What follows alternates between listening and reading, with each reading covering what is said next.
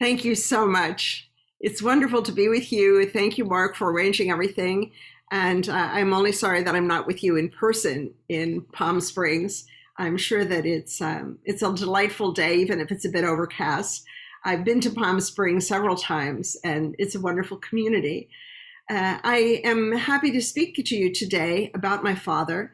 What I'd like to do is begin by telling you a bit about his life and show you some photographs. And then I'd like to play for you an excerpt of a speech that my father delivered together when he was together with Martin Luther King. The speech is just 3 minutes in Yiddish, and I have an English translation that I'll put on the screen. And then I also have a short text from one of my father's books that I'm going to read with you just to give you a sense of his writing and his ideas. So I'm going to begin now by sharing my screen so that I can show you some of these photographs from my father's life. And I'm going to begin with this picture of my grandparents, my father's parents. My father was born in 1907 in Warsaw, and he comes from a very distinguished lineage of Hasidic Rebbes. These were some of the most prominent figures in East European Jewish history and Jewish thought. These were Hasidic Rebbes who also wrote important books on Hasidic thought and who were revered figures. My father used to say that he grew up surrounded by people of religious nobility, which is, I think, a very special phrase, religious nobility. People who were very pious.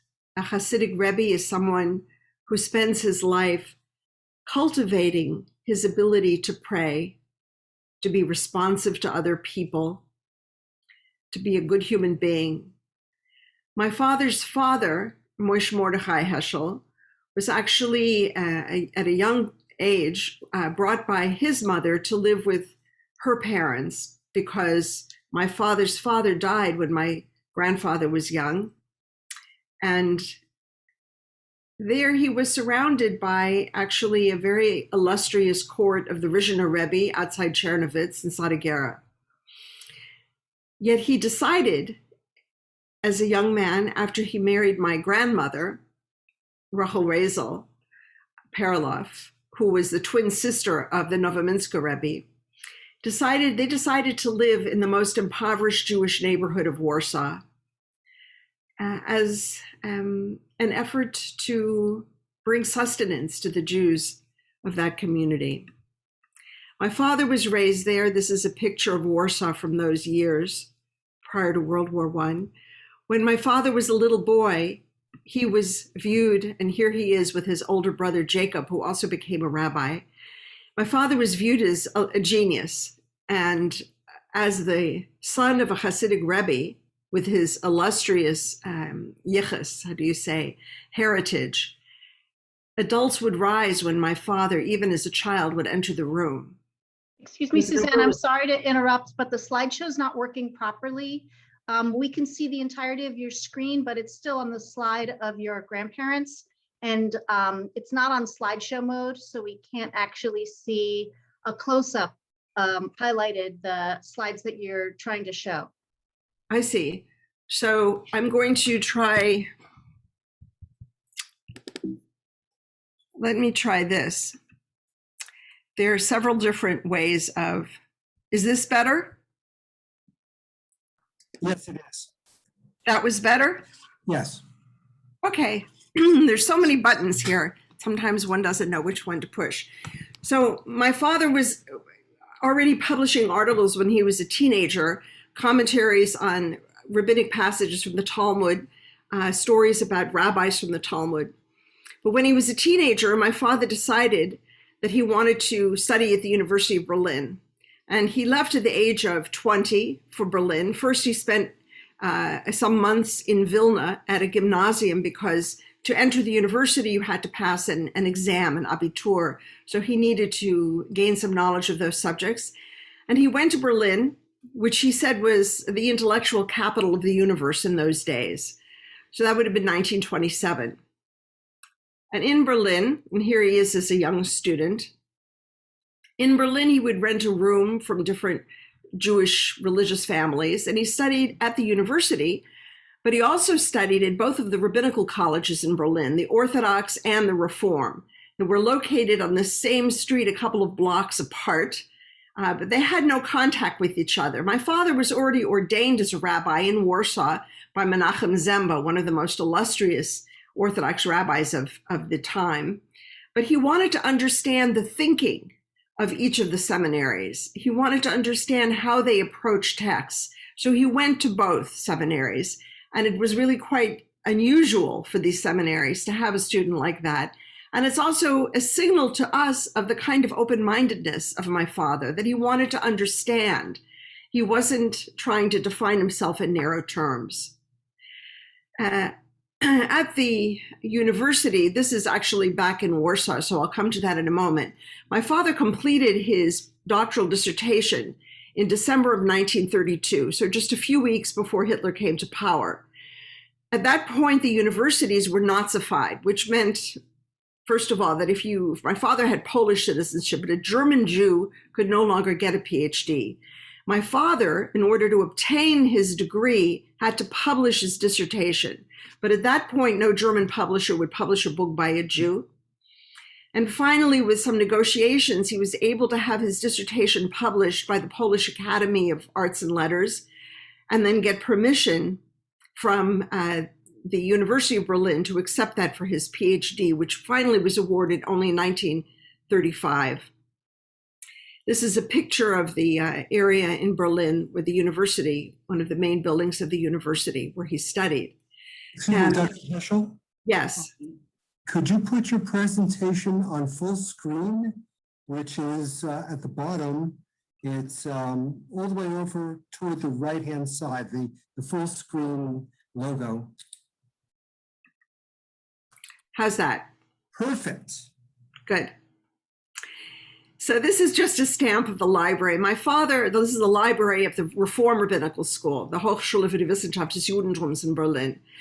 While my father was still there in Germany, trying to get a job outside Germany to get out, just like everybody else, he was still publishing. He wrote articles about medieval Jewish philosophy. He wrote a book on Maimonides, another book on Abravanel. He had also published a volume of poetry in Yiddish just before he came to Berlin, in fact. So he was very, very studious, studying everything, including art history, by the way. And at the same time, he went to poetry readings and to concerts and theater. Whoops. And he lived through those first years of Nazi rule. This is a photograph of the burning of the Reichstag. He came to know Martin Buber, this is a picture of Buber, in 1936.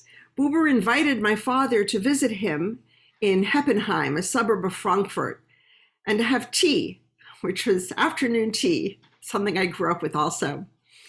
And at the dinner table, the conversation was about adult Jewish education, because Martin Buber and Franz Rosenzweig had established in Frankfurt a school for adult Jewish learning. Rosenzweig had died in 1929, but Buber, who was about to leave for Palestine, talked about the kind of curriculum, what should be taught to these adults.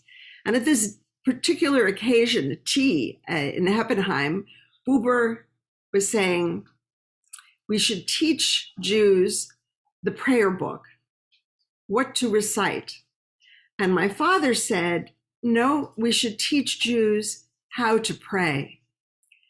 So, nicht Gebet, sondern beten, if you know German. Not the prayers, but praying.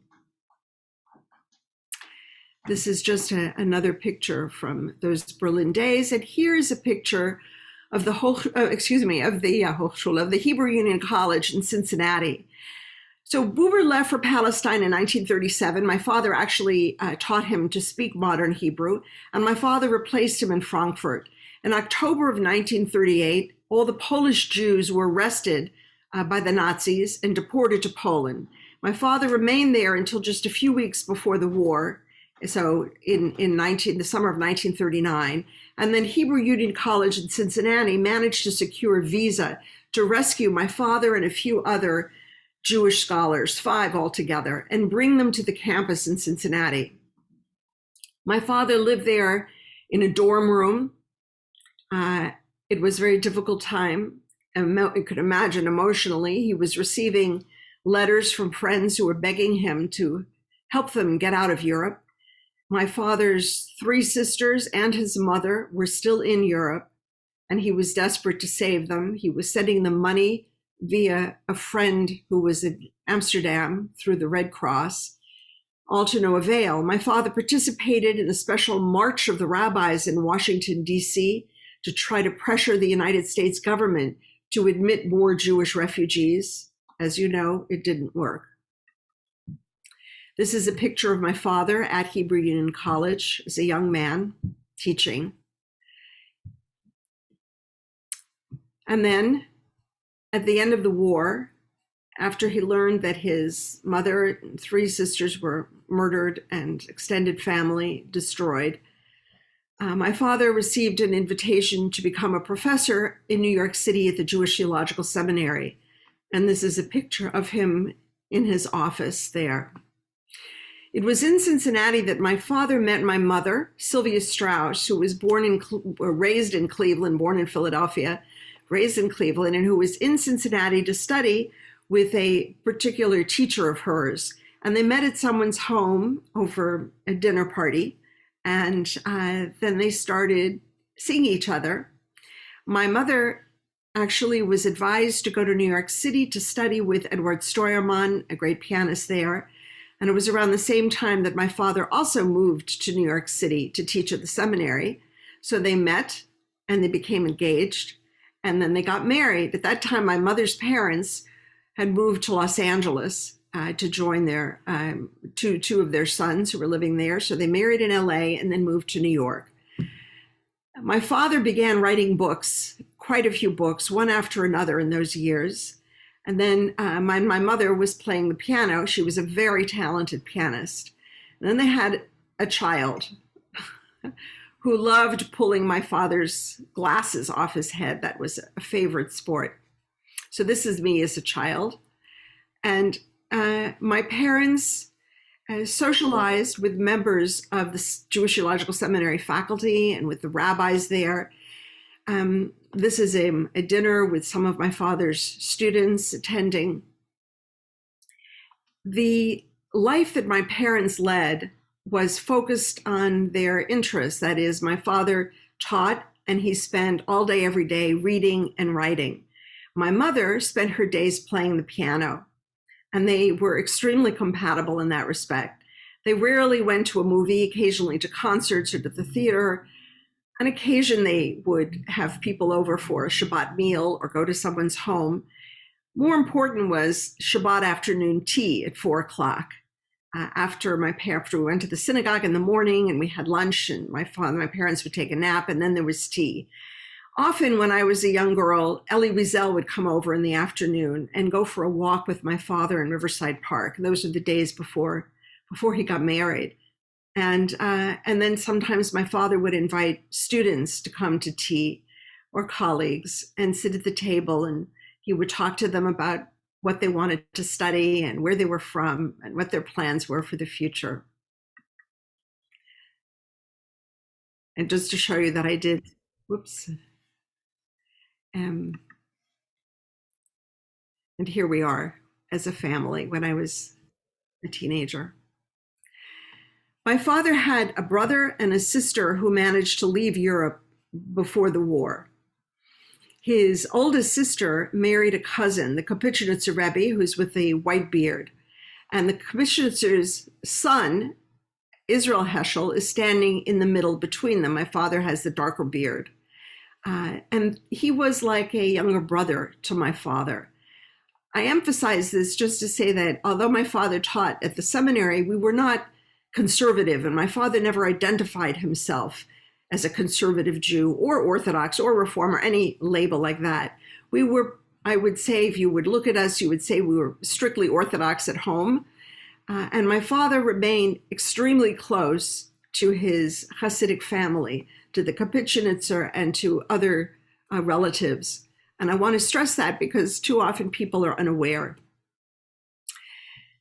My father's book, The Earth is the Lord's, is a eulogy for East European Jews. It's an effort to capture the spiritual life of Jews in Eastern Europe.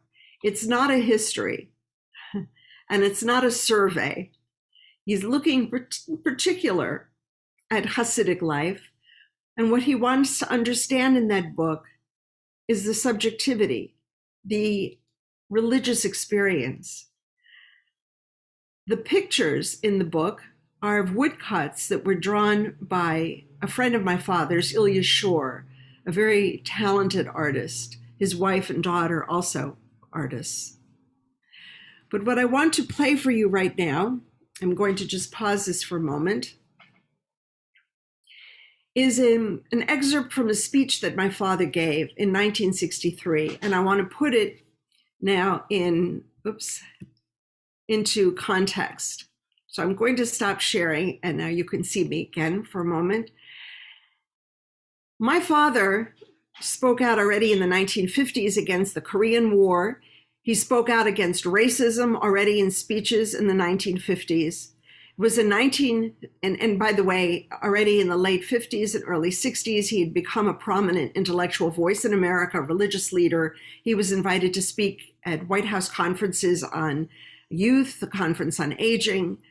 And then in 1963, he was invited to give one of the keynote lectures at a conference on religion and race in Chicago. And that's where he met Martin Luther King, who also gave a keynote lecture. And they met and they immediately bonded. And they became close friends. And they immediately started going places to give lectures together.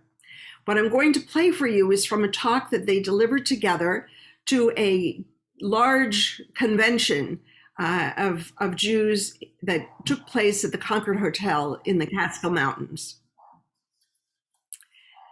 The moment that my father met Dr. King, something happened between them that I think in part stems from their love of the Bible, from their love of the Hebrew prophets, and was very important also that Dr. King, if you notice, really created an ecumenical movement.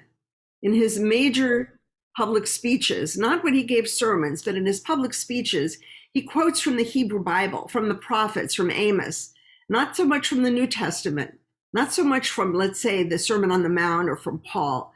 Yes, he does in his sermons, but in the public lectures, he was so inclusive. And I think my father appreciated that enormously because he came from Germany, where the Protestant theologians said that the Hebrew Bible, the Old Testament, was a Jewish book and had no place in a Christian Bible, and that Jesus was not a Jew, he was an Aryan, etc. So this was very important to my father, and it was also at this time that he became involved in the Second Vatican Council, which was a Roman Catholic council of cardinals that were trying to formulate a new statement about the relationship between Catholics and other religions. And my father was involved in this in a very intense way, with a lot of representatives from Rome who used to come to his office and come to our home as well. And my father would fly to Rome and meet with these people. It was very important for my father that Christians give up any effort to try to convert Jews. He said that that was a form of spiritual fratricide. And if you read the history, you know there was a lot of debate about it. But it was also important for my father that the Catholic Church also affirm the holiness of Judaism, that they establish schools or institutes where Catholics could learn something about Judaism. And he felt very strongly that the issues between Jews and Christians should not revolve around whether Jesus is the Messiah, for instance, because there never will be agreement on that. It's fine. But rather, they should talk about problems of religiosity, how difficult it can be at times to pray, and see if they could form ways in which we can help each other as Jews and Christians, support one another in our religiosity. My father was invited to be a visiting professor at Union Theological Seminary, Protestant Seminary in New York, where he delivered an inaugural address called No Religion is an Island, where he said, you know, it affects us. When Christianity is strong, Judaism is strong. And when Christians start saying bad things about other religions, it affects Jews as well. My father did not speak very often about the Holocaust. It was not a word I heard him utter, actually. He would talk in other kinds of terms about what happened in the war, what happened in the 40s, and so on. It was a very deeply painful topic for him. And so when he talked to me privately, it was clear to me that his heart was torn. And it was not a topic for a lecture. So it's unusual that we have just these few minutes at the end of a lecture that he gave, as I mentioned, with Martin Luther King, in which he addressed this topic, but in Yiddish. So I'm going to play for you. And I'm going to give you also the translation.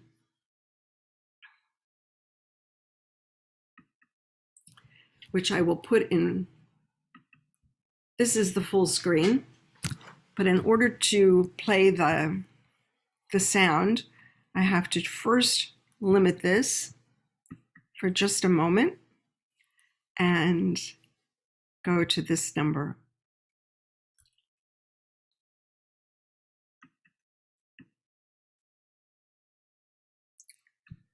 Okay. Als wir alle leben in neuer I have to go back a little bit.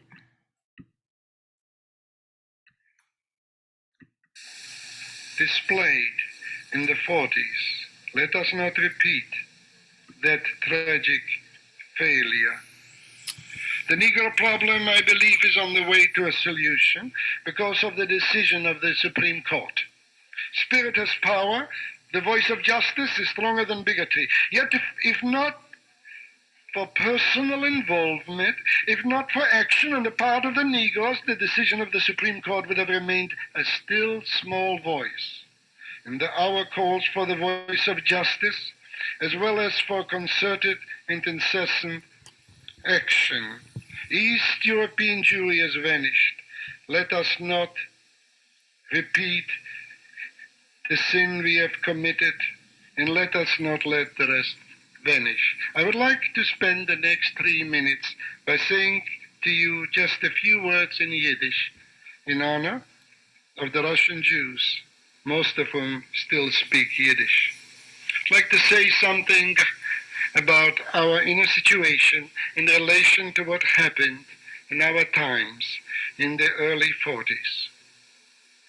Mir fielen noch als dem Setz über den Kopf.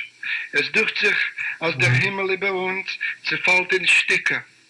Wir haben noch als des Teufels gewesen, dem Bruch und das Unglück, was hat uns getroffen. Wir sind noch als wie Fahr der Lavaie. Noch nicht gerät, sich setzen, Schiffe. Zertummelt, zerbrochen, zermischt und versteinert. Oft dacht sich mir, als wir alle leben in Neulam Atoyu, wir praven unsere Simches, aber es ist wie ein Hassen auf ein Besäulam. Ungelumpert, grotesk ist unser Naches, die Olam Hasedike Hanoes. Verbrennt ist geworden unser Volk. In die Welt bleibt der Welt. Der Asch von menschlichen Beinen gibt nicht von sich kein Reich. Der aber von der Welt ist nicht versammt. Unser Bräut ist frisch, unser Zucker süß. Das Geschrei von Millionen in Krematorius hat sich keinmal nicht getrogen auf der Qualis von Radio. Schau, still, es ist gar nicht geschehen. Lebt noch in unser Herz, ist das Herz geworden stehen. Oft sitze ich und tracht, Efter sind unsere Neshomes verbrennt geworden, zusammen mit Sere Gufim in Majdanek und in Auschwitz. Mischuge gottlos ist unsere Welt. In mir jeden tanzen herum, der Megel Azov. Wir vergessen, dass wir leben in einer treffender Welt. Finster ist unser Kufe, und wir zünden a viele nicht tun, die Schabbesdicke Licht. 6 Millionen Jiden sind weg mit dem Räuch. Blut schweigt nicht, aber unser Gewissen ist stumm wie eine Wand. Verschickert, vertummelt sind wir mit den Stüssen von der Welt. Sei die Kedoshim darf nicht unser Kaddisch, aber öfter darf man sagen Kaddisch nach uns. Für uns, weil wir haben öfter verloren, den Nishomes. Ich will sich nicht einmal rüberreden von Herzen. Mit so einem Kindes wollen wir nicht heute sein. Unsere Aufgabe ist nicht, sich zu schlagen Kopf in Wand. Unsere Aufgabe ist, zu finden an Info. An Info auf eine geraldige Frage. Was ist der Heu von dem jetzigen Dorf? What is the task? Not to forget. Never to be indifferent to other people's suffering. Thank you.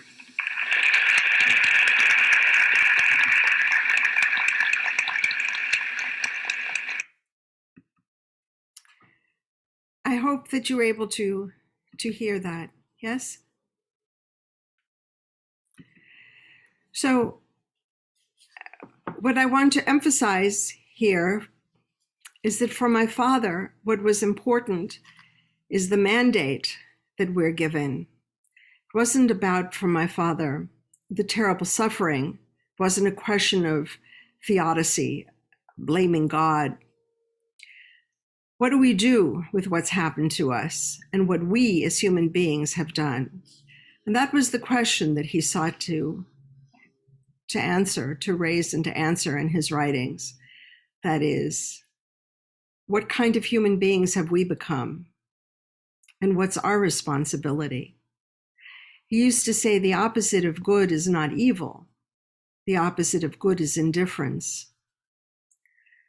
So how do we overcome our indifference? How do we engage? As you are aware, my father became close to Dr. King in 1965. He marched in Selma. My father came back from that march, and he said that it reminded him of walking with Hasidic Rebbes, that there was something holy in that march. He said, I felt my legs were praying. Because for my father, to pray is also to be engaged. But he said at the same time, to pray and to be silent on the crimes that the United States was committing in Vietnam was blasphemy. He once went to a demonstration against the war in Vietnam, and a journalist who was unfriendly asked him, what are you doing here? And my father said, I'm here because I can't pray, because when I open the prayer book, I see before me children burning from napalm. How can I pray? And I guess for my father also, it was a puzzle to imagine how it was possible for those that he knew in Germany, in Poland, in Europe, to have been so indifferent. The indifference sickened my father and drove him, actually motivated him tremendously. But for my father, the issue of indifference was also important theologically, and I want to show you a passage from one of his books, a book that he wrote on the prophets. I'm going to call this up and then, there we go.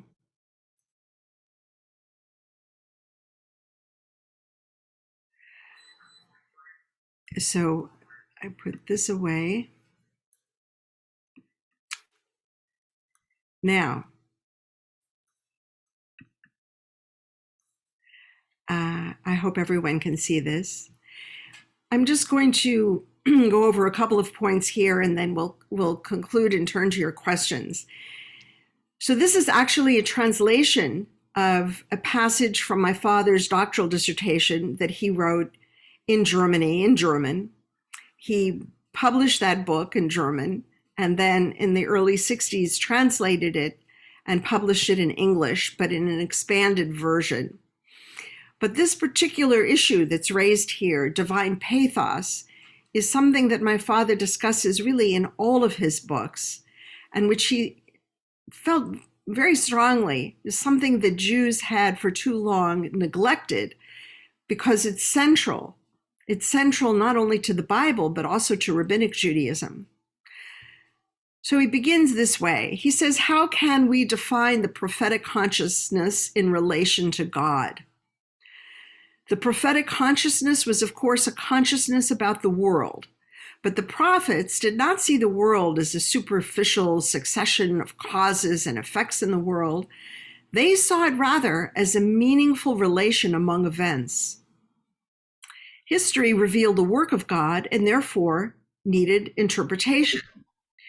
To the prophet, God is never an object. God is always a person, a subject.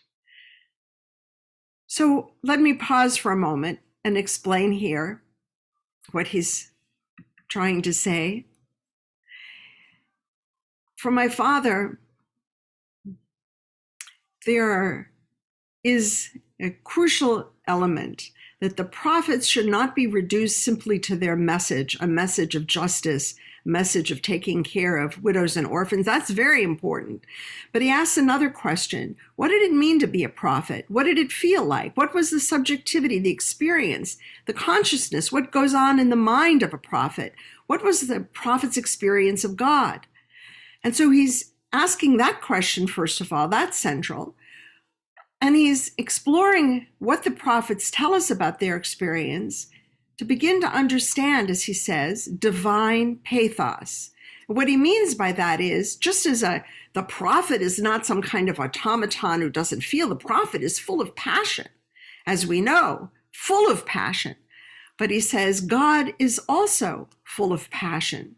God in the Bible is not the God of Aristotle, the unmoved mover who is all-knowing and feels nothing, all-powerful. But rather, God is responsive to human beings.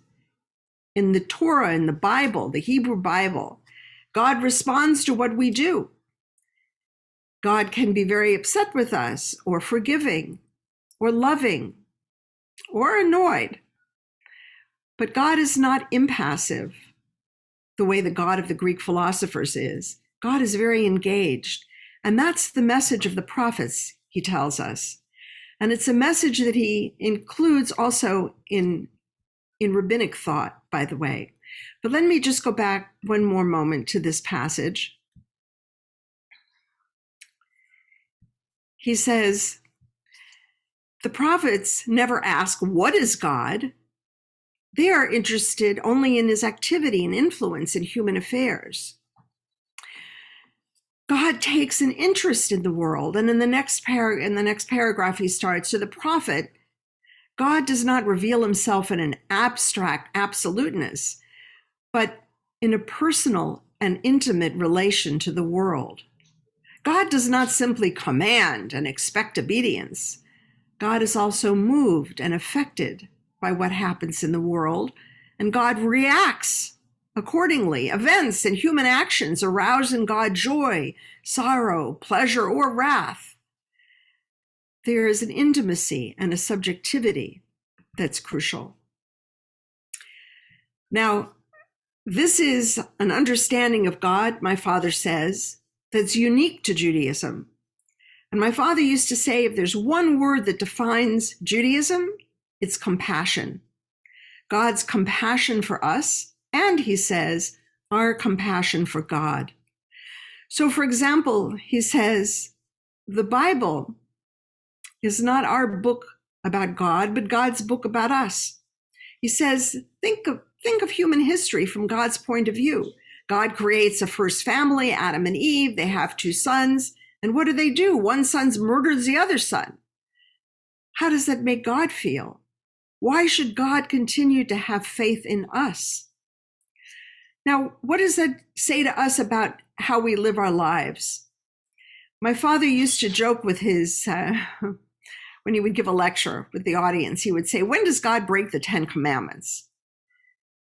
And people would laugh, what? And my father would say, "It says in the 10 Commandments, thou shalt not make an image of God, no image of God." And yet, it says in Genesis, God created human beings in God's image. And so my father says, we human beings, we are the only image of God that's permitted in the Bible. What does it mean then to be an image of God? He says it means to live your life in a way that someone can look at you and know you and be reminded of God. And at the very basic bottom, it means, how do we treat other human beings? I want to just conclude by telling you a Hasidic story that I think is very beautiful, and is a story that my father often used to tell me and has also in some of his writings that I think illustrates this. It illustrates my father's point about compassion, about divine pathos, about the passion of the prophets, about what it means to be a Jew.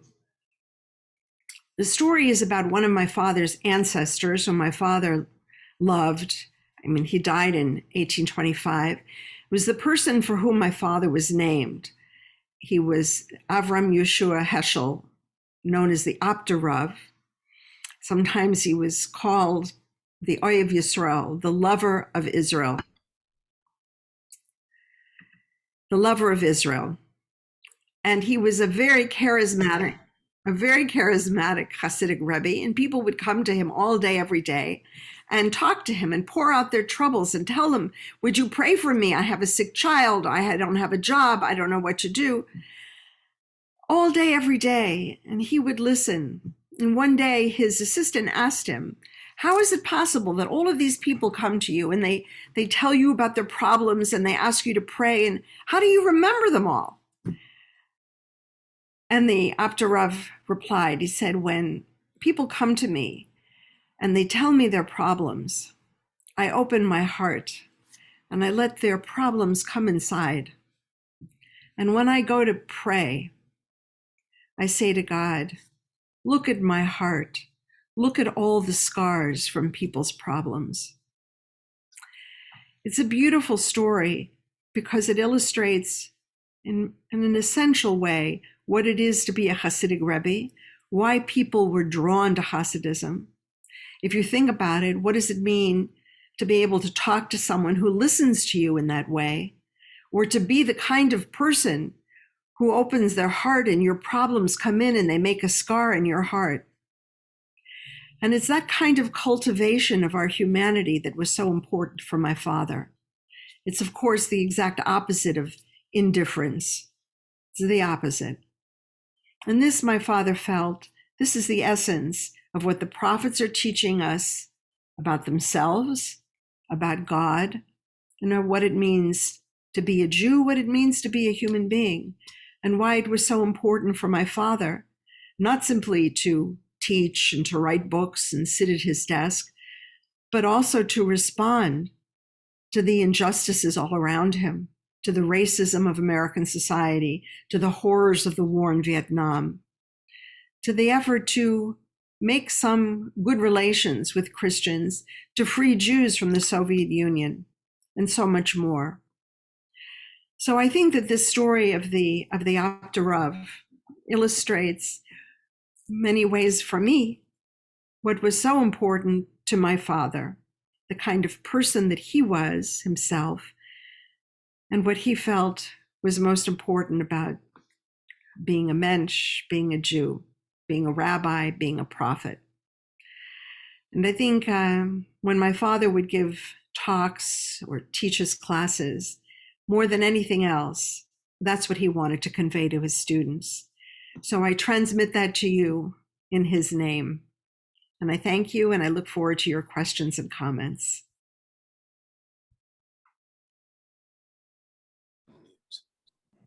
One of the problems with Zoom is that we cannot give you an applause from the audience, but I'll for everyone in saying how wonderful your presentation was and how much we appreciated it. And I'll see if Mark wants to add a word. And then if you can look at the chat box for some of the questions, that would be terrific. Of course. And I don't know how many of you know Yiddish and could understand the Yiddish. The English was there, but I hope that the sound of the Yiddish was also something that meant something to you, because it does to me. I don't want Yiddish to be forgotten as a language. There's an intimacy that comes through with it. So thank you for the comments. I see a comment from John Fox, who wrote a book about poetry and healing, poetic medicine, the healing art of poem making. That's wonderful. And you say that the central chapter in that book is called When God Sighs. And it sounds very resonant to my father's thought. Thank you for that, John. I appreciate it. So I look forward to questions. I saw a couple of hand raises, but they passed by very quickly. So I think Patrick Weiss, Patrick, why don't you go ahead with your question? Maybe you can unmute yourself to ask the question. No, I just did. Hi, nice meeting Hi. you. Nice to meet you. I'm curious to know, and I know he lived in a different time and space than today. I was wondering if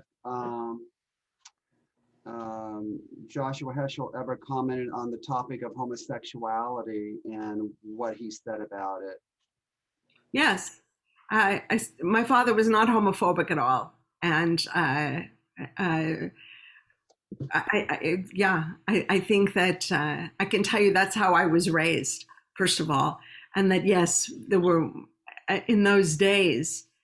So in the 60s, if somebody asked, well, does it matter if you're gay and can you join a synagogue? Those are kinds of issues.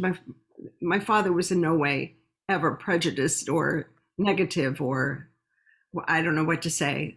Simply was not. To be homophobic would have been inconceivable to him.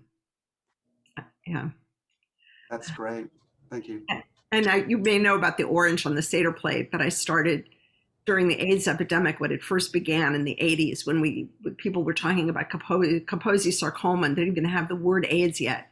And I put an orange on the Seder plate out of solidarity with gay men and lesbians.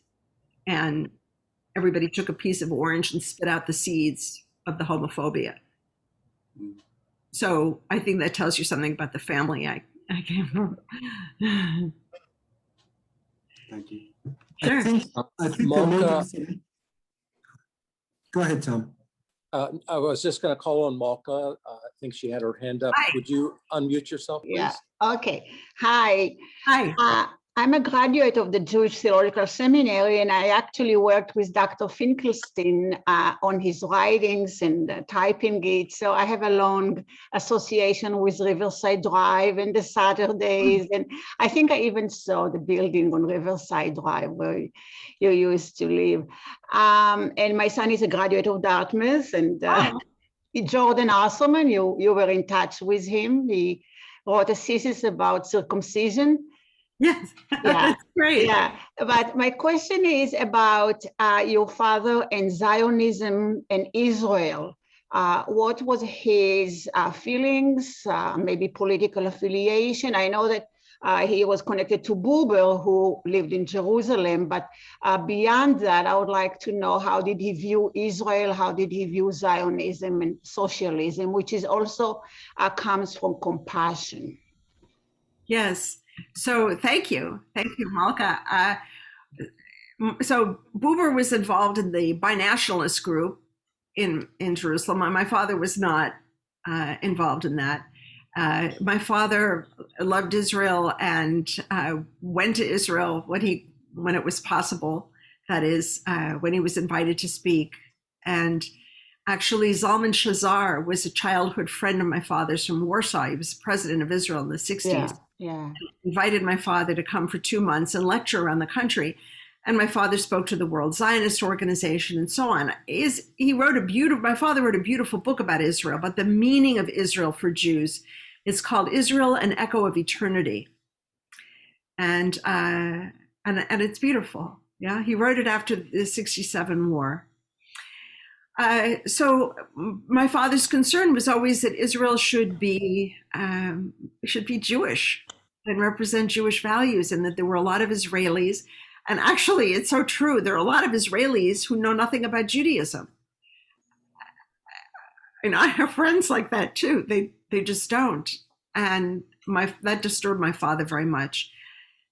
He also felt that, for example, Yom Ha'atzmaut, the Israel Independence Day that's celebrated, should not be celebrated with tanks and jet planes. He said that was Golas, that was Galut, that was an exile mentality to have planes and tanks. That's not the way to do it. So in that sense, he wanted something more Jewish, more Yiddishkeit. He also felt, by the way, that not every Jew can be Orthodox. And he very much supported the establishment in Israel of Reform and conservative Judaism, as well as Orthodox. He felt there had to be a pluralism, or we would lose young people. Roberta Safer, would you unmute yourself for your question, please? Go on.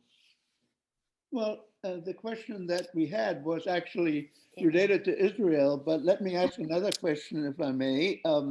You were talking about the idea of God being part of the universe and being merciful, and at the same time feeling and reacting to what is happening in the world.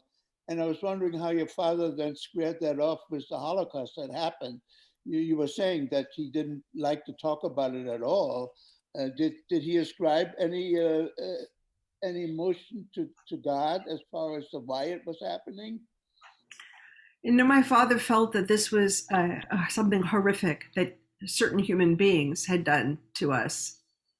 And he wrote a book called Who is Man?, in which he was very critical of German thinking, including academic thinking, for comparing human beings to animals, for speaking about the human body in chemical terms, losing sight of what it is to be a human being in a deep way, to have a soul, to be a mensch.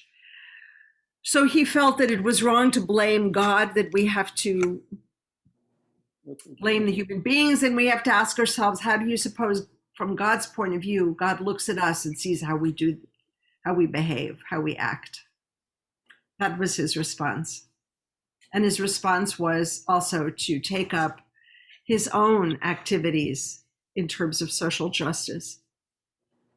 Thank you. Very interesting. Barbara Rosenberg, would you like to unmute yourself for your question, please? Thank you.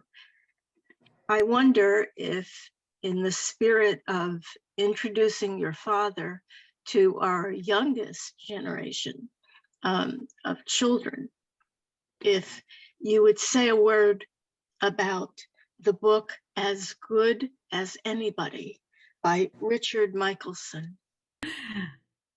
Yes, sure. So I know Richard Michelson. I think I'm a little bit blinded by a light bulb over here in the corner of my living room. It's a wonderful book about my father's relationship with Dr. King and marching together. And I think that it was wonderful when I was looking once for a kindergarten for my children, and I visited a Montessori school, and there was that book for the children to read. So I thought that was lovely. I do think that there's room for more children's books about my father, about rabbis, about religious people. I think we often focus our books on secular heroes, great scientists who are also important, but there is also something quite inspiring from me, from my childhood, when I knew the Hasidic rabbis who would come over from Europe. And I would wish somebody could find a way to express and explain that to children. Thank you. Malka Drucker, would you like to unmute yourself, please? Thank you, Tom. Dr. Heschel, thank you so very much. I'm very grateful to be on this call today and to tell you I'm a rabbi 1 mile above Palm Springs, closer to heaven. We have a weekly book club, and we have together read, among other things, The Sabbath and Quest for God, which for many of us has been, frankly, life-changing. It's been a great experience. So the question that I have is this, is that I often ask myself at various times when I'm reading the New York Times, what would Abraham Joshua Heschel say?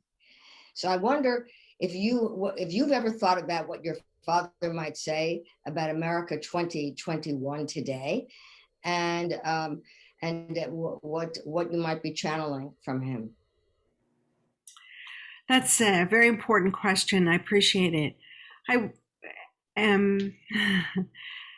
First of all, there are a lot of issues that my father addressed in his lifetime remain issues to this day.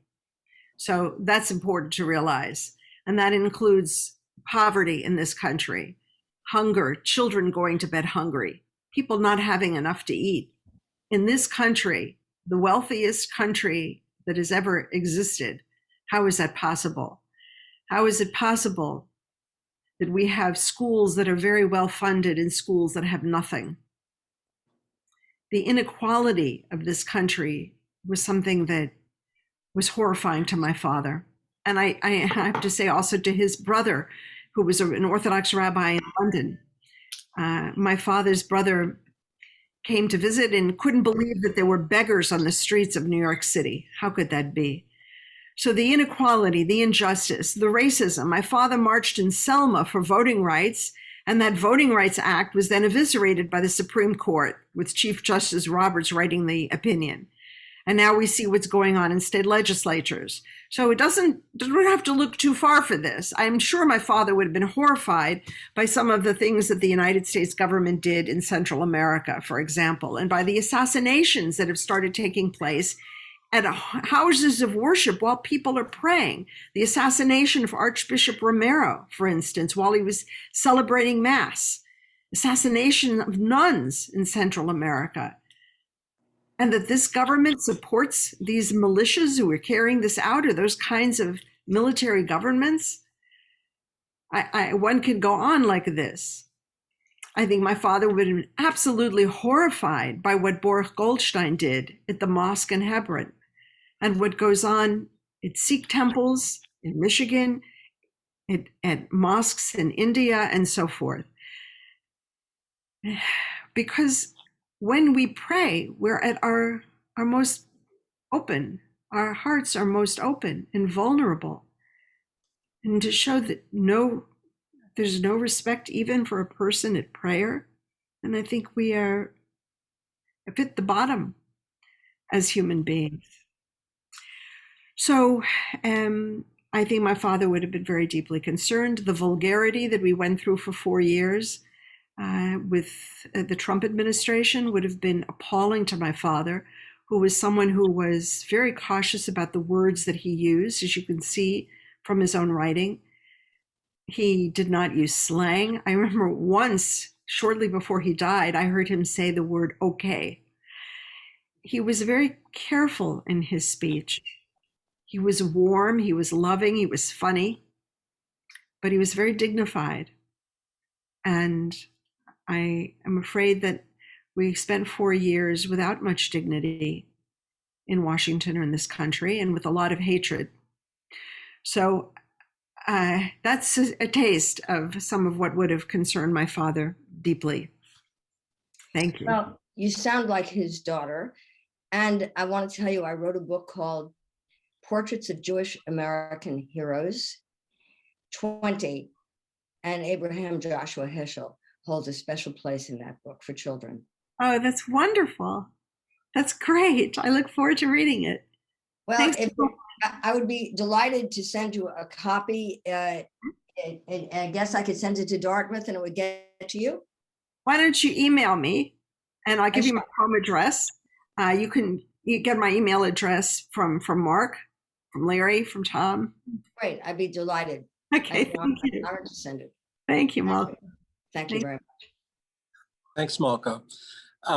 Pastor Jane, would you like to unmute yourself, please, and ask your question? Sure. I'm the pastor at the United Methodist Church in Palm Springs, and it's just really thrilling to get to be part of this community event. And Rabbi David Lazar and I got to lead a study together on your father's great book on the Sabbath. And I remember reading your introduction, which was so magical, as you shared a little bit about observing the Sabbath with your dad and your family. And I'm just curious, is there a fun little tidbit of a Sabbath story that didn't make it into the introduction that would be just fun for us to hear, since you're here to tell us? So I don't know if you do or not. I just thought if you do, that'd be a lot of fun. Well, I think I might repeat a little bit of what's in the introduction, so forgive me for that. But I would say what I think is important for people observing the Sabbath is the anticipation. And my father also wrote an essay that I really love about Yom Kippur. And it's in a book that I edited called Moral Grandeur and Spiritual Audacity. It's a short essay, but it's about anticipation. And in fact, when shortly before my parents married, when they were engaged, my father gave my mother a bottle of perfume called Anticipation. And so, yeah, anticipation. So anticipation that the Sabbath will begin when the sun, shortly before the sun sets. That is, it doesn't begin when everything is cooked and finished and I go to the table. It begins with the sun, with the sun. And it's different than in the winter, than in the summer. And the awareness that the Sabbath is coming, not that I'm making it, but that it's coming to me, and that I have to finish the cooking and the cleaning and get everything ready and so on, gives it a special feeling. So that's something that I think is important. My father would come home early on Fridays, and for some reason, there was always, there's always that last minute little, and he would tell me to fix the candles, make sure, and it was always a reminder, remind mommy to make water for Shabbos, that boil the water ahead of time, and putting the little, the blech, the little metal thing over the flame, when everything had to be done. And there was always that last minute, whoops, did I remember this? And then we would light the candles, go into the living room, and from the window we could watch the sunset over the Hudson River. We would sit and we would talk, and it was calm and beautiful. Yeah. So, I guess I would urge people to have anticipation. Yeah. Thank you so much. That's so beautiful. Thank you. John Fox, do you have a question? You could unmute yourself, please.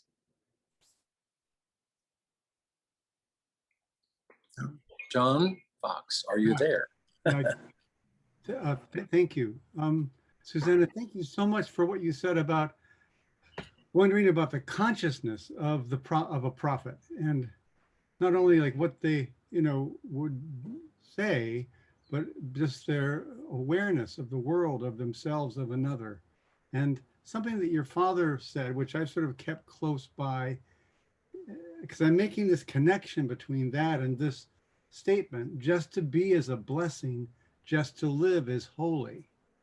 And on one hand, I could say, well, I could put that, on my refrigerator and see it every day and be, reminded of it. But actually, if I think about it now, he's saying what the prophet, that consciousness may in fact be, to be a blessing, to be holy. So, and I'm sort of making this connection myself, but I wonder if you could say something about that. Just to be as a blessing, just to live is holy. So I would say, first of all, that he's talking about the preciousness of human life and telling us something about what concerned him in terms of the war in Vietnam, for example, the civil rights movement. just to be is a blessing, just to live is holy, that life is holy. Holiness is found in human life. You don't take a life.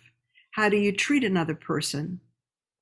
Because when you treat another person, you're treating holiness. So how you respond to a person tells us something also about who you are. How do I treat another person? And then, of course, is the question of my own life. If my life, my father used to say, time is life, and to kill time is to commit murder. So what do I do to sanctify my life? If my life is holy, how do I sanctify the time of my life? How do I spend my time? What do I do to make my life holy? My father emphasizes in his book on the Sabbath doesn't come to us holy. We make the Sabbath holy. That's the commandment. Yeah, honor the Sabbath and make it holy. And the same is true with for example, in the Bible with the priests who have an offering to God of grain. The grain in itself isn't holy, but the priest makes it holy. So making something holy is also something that we can do. And I think that's a rather remarkable idea theologically. Thank you. Larry, do you have a question? Larry Fechter? Yes, I do.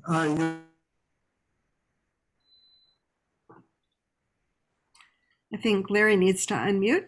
Yeah, there. Larry, you may be muted. Your father very poetically talked about praying with his legs when he marched with Martin Luther King. And I can easily imagine that he also was marching with some degree of fear as well. It was a dangerous time. Yes. I wonder, you've answered this perhaps in part, but I wonder how we encourage people today to learn to pray with feet, their legs, and their mouths. That's very nice. Actually, there's a wonderful memoir by Congressman John Lewis called Walking with the Wind, in which he quotes an old African proverb that says, when you pray, lift your feet. And I thought that was a marvelous connection with my father. But yes, there was fear when my father left for Selma and he kissed me goodbye. I clung to the moment because I didn't know if he would come back. So I think there was fear, and my father felt it. I'm sure he felt it living in Nazi Germany. And middle of the night when he was arrested in October of 1938 by Nazi police, of course he felt it. And he felt fear for his mother and his sisters throughout the war years. So I think for him, the question is, what does one do with emotions such as fear? What do you do with that? And how do you live your life despite the fear? Is there something that can transcend it? Including death, by the way, one's own death. And he writes about death in an essay that I included in that book, Moral Grandeur. So, of course, by going to Selma, by marching, by showing that courage, he overcame his fear by doing something that was of transcendent importance. So I think that's how he faced it. To do a mitzvah, to do a good deed, to speak out, to show courage, is also to give courage to other people. You know, when you see someone acting with courage despite fear, it helps all of us. Thank you, Larry. And Mark has a question. Yes. If your father were alive, if he were with us today, how would he react to the state of contemporary Judaism? What would be his perspective? And as his daughter, what do you see as the future of Judaism in this country? That's a big question. Yeah, people write lots of books about that. So I think much of what he wrote about in his lifetime applies today. But at the same time, so for example, he was very concerned that people go to the synagogue and sit back in their comfortable chair and let the rabbi and the cantor do the praying for them vicariously, vicarious prayer. He used to say the synagogue is where prayer goes to die. They're just, yeah. And it's true to this day in some synagogues. And at the same time, because of his critique, there was a new generation of Jews who changed that. And synagogues are much more engaging today than they were in the 50s and 60s. And that's good. He said the synagogues have an edifice complex, these big, huge buildings, and we've discovered the cost of heating them and taking care of them. It's a huge amount of money. Why do we do this? And why not go back? And my father actually said, if there's any hope for the future of Judaism in America, it lies with the Black church. What he meant by that was there is a passion, a real prayer, religiosity that's not inhibited, uninhibited, real engagement in prayer and with the words of the Bible. And he wanted something like that. And I think it reminded him of the Hasidic shtibels of Eastern Europe, which I've experienced too on the Lower East Side at the Kapitchnitzer shtibel. I had one when I lived in Cleveland. There was a little shtibel that I went to, just a little storefront. I think my father would say, for example, and this thought came to me when I lived in Cleveland and I went to this little storefront synagogue that was run by an elderly rabbi and his wife from the Soviet Union. They were in their late 80s, and they would go to the airport, and if a refugee came, they would take them to their home and let them stay there and find a place to live and so on. They had a kosher food bank. One of the things that I suddenly was struck by in that synagogue was that what do you do after you've prayed? What's the next thing we do? We get up from the service, and sometimes in Cleveland, I went to a big, fancy, conservative synagogue, and they had a big spread of food that was prepared by servants, and only a little fraction was eaten. The rest of it, I hope they didn't throw it away. I don't know, but it was all very elegant. Whereas this little synagogue I went to, we got up, I would go with the Rebbitzin to the kitchen and take food from the crock pot and put it in plastic bowls and put it on the table for the people in that synagogue, this little synagogue, who were hungry, who were on welfare. In other words, you do a mitzvah. You do a mitzvah after you pray. And prayer should lead to doing a mitzvah, to do something good for another person. I worry that we live in such gated communities that we surround ourselves in our neighborhoods with people who are wealthy. We don't even know, where do the poor people live? Well, they all around us, of course. So I think my father would want us to foster that kind of caring for one another, that sense of doing mitzvahs, of doing good deeds for other people, being the outcome of prayer, of listening the way that Hasidic Rebbe would listen, and with his heart, so that your troubles would form a scar. To be a person like that, that's what it is to be a mensch. My father would say everybody should study more. He always studied day and night. He always had a book. Read more. There's not enough intellectual life in the Jewish community in America, nothing compared to the way it was in Europe before the war, where Jews really felt they wanted to be educated people. So those are some of the things that would have been important. My father used to say, enough with the demographic studies and all the millions of dollars spent on the demographics. Instead, education, revival of the spirit, that's what matters. Celebration of being Jewish. Instead of all of the tension, this one doesn't agree with you about Israel or politics. It's that my father didn't like that sort of thing. And he also said, listen to everybody. He listened, he read books that he also disagreed with, but he wanted to know, to be open-minded always. I always felt I could go to him with any problem, anything, and he always listened empathically. And he always gave me the feeling that he understood, that he sympathized. And that was a wonderful gift for me. Thank you. Rabbi David, would you like to unmute yourself, please? Hey, thank you, Professor Heschel, for sharing with us from your father's chokhmah, his wisdom. Thank you. I think everybody here knows how important he was to future rabbis that wanted to marry tradition study, literature, rabbinic literature with social action. Yes. And my guess is that there is no answer to this, but I want to ask anyway. We heard about his involvement in civil rights with the African American community, with his involvement with the Catholic Church and other Christians. Was there any involvement with Native American culture, Native American society? Did he ever address the injustice that was done in this particular country, the country that let him in, that adopted him? Was that ever an issue for him? It was, of course, an issue for him, and he was very concerned and upset and horrified. I think that he, what can I say? On the one hand, he was grateful to be alive and grateful that America had given him a visa, even though it was very hard. You know? On the other hand, of course, America had not given a visa to his sisters, to his mother, and to the vast family. And, you know, America was a place, spoke about democracy in a way that he hadn't experienced, obviously, in Nazi Germany. And on the other hand, yes, it is a country that was based in massacre of Native peoples. Terrible, terrible destruction, and had not faced up to what it had done and not done tshuva. So, and he was living through the Vietnam War.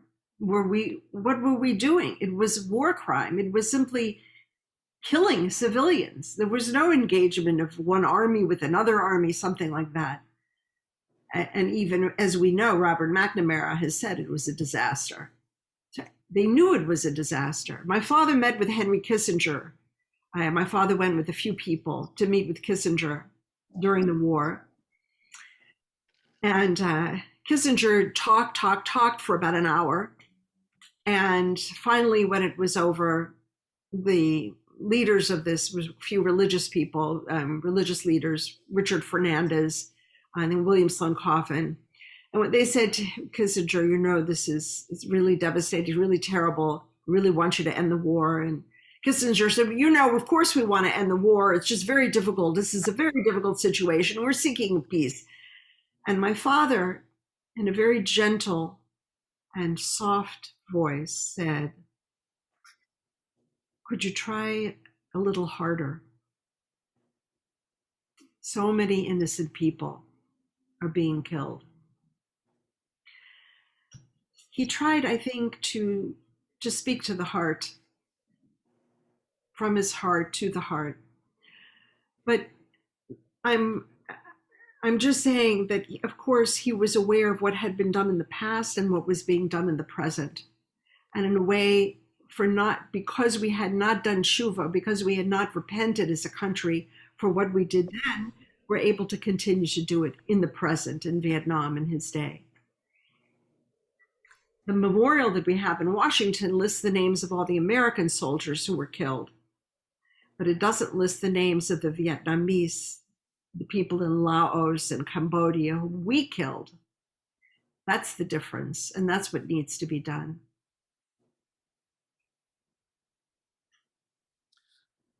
Thank you. Evelyn, would you like to unmute yourself and ask your question, please? Yes, hi. This was delightful. Thank you so much. I'm just learning so much about your dad and his life. I would like to ask, what was his position, or what would have been his position today on Israel, and the idea of giving up land versus not giving up land, the idea of the whole Eretz Yisrael versus a smaller state of Israel, and the issues with the Palestinians, and how you resolve the love of the country with the political dilemmas. How would he have felt about that, or has he mentioned anything about that was still present in his time? Yes, well, my father, of course, as given what he went through in his life, felt that there was no question that we need a state of Israel as Jews. When he was growing up, as you know, religious Jews, and we're talking about the 1910s, 1920s, religious Jews, very religious Jews, were opposed to Zionism. They felt that it was a secular movement. And so he was aware of that as well. My father's brother wanted to move to Palestine in the 30s, but the religious side of the family said, no, Zionism is not a religious movement. There were a lot of Jews who, all right. For my father, in his book, he says, Book on Israel, he says, we do not worship the soil. So certainly for him, as for many other rabbis, by the way, the Haredi, the ultra-Orthodox rabbis have also said, land is not as important as peace. So for my father also, peace was the most important thing, not to die defending a piece of land. Human life is more important. And so if it will bring peace, yes. And he also felt, as actually Amos Oz used to say, you don't make peace with your friends, you make peace with your enemies. So we have to sit down and talk. That's how he felt. But certainly, I mean, that how would you say, the bottom line is that Israel is essential. Period. Yes. The question. Yeah, I don't even think I was questioning that. Just more like the idea of giving up Hebron or the the holy sites and the attachment that we have through the Bible to those lands versus the practicality and the demographics and, like you say, people versus soil. Absolutely. How he grapples with that. I think you should just remember that when my father was alive in those last years after the 67 war, first of all, there was a fear before that war that Israel was going to be destroyed, that everybody was going to be killed. And then there was tremendous relief. Now, then came the PLO hijackings of airplanes and of school buses and so on. That was horrible. I'm very, very sorry that Palestinians had that kind of leadership, because it was very self-destructive. It was based on the wrong analysis, the wrong understanding of Israel and what Israel was about. But yes, I'm sure. I've actually been to Hebron to see what's going on there. And no, my father would not have approved of that at all. And I don't think he would have been at all happy with some of the government, heads of government in Israel, president, prime ministers who have gone to jail. Why do we have corrupt people in power? That would have disturbed him as well. So he believed very much in peacemaking and peace talking. And he worried about Palestinians too. Thank you. Thank you very much. Malka, would you like to unmute yourself, please?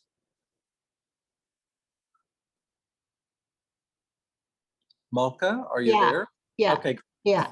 I'm approaching my 70th birthday, and Mark Becker, who is a friend of mine from Portland, Oregon, is invited to my celebration. And I was looking for something to read to the people, to my best friends who are coming for my birthday. And I'm going to read a piece by your father, Radical Amazement. Yes. And I just wanted to say that in that spirit, your lecture today, you yourself, is a radical amazement to me. Thank you. Thank you. Thank you, Malka. Thank you. I appreciate that. Thank you. Patrick, you want to ask a question, please? Yeah, and I apologize if this is going to sound sexist, but human history and what we have read and all the horrors of human history seem to be done by male leaders for the most part, because women haven't been allowed to have equality in a lot of ways of having power or decision making. So my feeling is, if women as a whole, because everyone is individually different, a lot of the issues that we have today would be solved by women if they were more in the majority of leadership decisions. And I'm saying that out of ignorance, because most of everything is still decided by men. worldwide, except for maybe some rare tribe in Mexico where the women have control or something.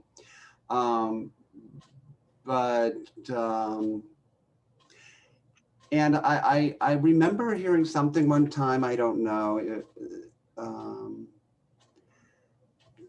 I think because women give life, you're the people that give us life, children, so you have a different attitude or feeling towards life. And men, you know, we're there to make life too, but for the most part, we have that built-in machismo, some of us do. Yeah. So I don't know. Do you want to respond to that? And I apologize if any men have taken this, you know, the wrong way, but that's my general feeling. But anyway, I'll be quiet now. Would we be better off if women were in charge of the world? I would say this: there was a time when the feminist movement made very sharp distinctions between men and women. And I was a little uncomfortable with that because I felt that there were many of the things that were being attributed to women would apply to my father as well. He was gentle and compassionate and understanding and sympathetic in ways that were extraordinary to me. So I would have said that I'm not sure that what we need are women to be in charge of the world, but a certain way of being in the world, a certain kind of leader. I think that's what you're saying. A leader who appreciates life, whether or not we give birth as a woman does or as a man. We nurture children, but we love human beings. And after all, I'm sure you would agree, children are adorable. Babies are so cute. We also have to learn to love the elderly. And I remember Shlomo Karlebach once saying, we love to kiss babies, but we don't love to kiss old people. Why is that? So perhaps there's a cultivation of oneself that's necessary and needed. And it's something that we tend to associate more with women because women tend to be the caregivers. And that, so in other words, those qualities need to be spread more widely in society and need to be the characteristics that we want in our leaders. It was a pleasure to be with all of you. Thank you for inviting me. Well, we want to thank you. This has been an absolutely wonderful, wonderful experience for all of us. It was outstanding. And Dr. Heschel, we thank you so much for being here with us. We really, really appreciate you. Pleasure. And I would like to, on behalf of the Chavurah of the Desert, I would like to thank all of you who attended today. Please remember that we are Chavurah of the Desert. If you would like to receive our newsletter, join with us, or offer a donation, please go to our website at chavurahofthedesert.org. So once again, thank you so much, Dr. Heschel, and have a good day, everyone. Thank you for joining us. Thank you. Bye.